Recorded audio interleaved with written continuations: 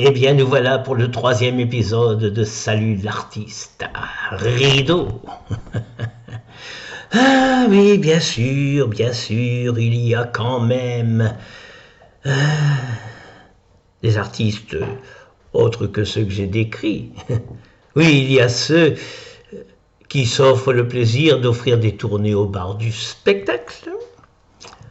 Il y a ceux qui se garent près du théâtre afin que l'on voit bien qu'ils roulent dans un superbe coupé sport. Il y a de ceux qui se fringuent chez Yves Saint-Laurent, Gaultier, Armani ou Cardin et qui, de peur qu'on ne le sache pas, portent les étiquettes sur le revers des manches. Là, oui, ici, là.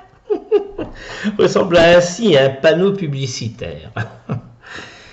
Souvent, on le retrouve en scène, dans le même désir de paraître. Suis-je bien dans cette position? Est-ce que ce geste me met en valeur?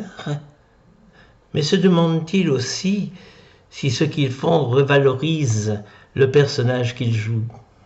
Ça, j'en doute.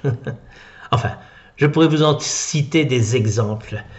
Je le ferai peut-être au fur et à mesure de cette représentation qui n'est autre qu'un opéra pour cabots.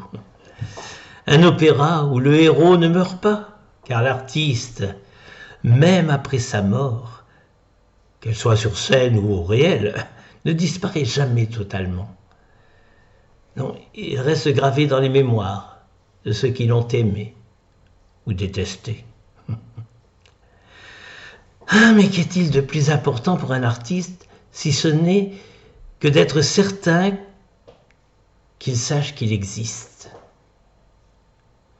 Si ce n'est que l'espoir de savoir que l'on se souvienne de lui? Si ce n'est qu'en pensée ou en réalité qu'il entende toujours vos applaudissements qui le font craquer si souvent. Voilà pourquoi on ne pourra dire, comme on le dit d'un roi, l'artiste est mort. Vive l'artiste. Wow. À demain pour un prochain épisode.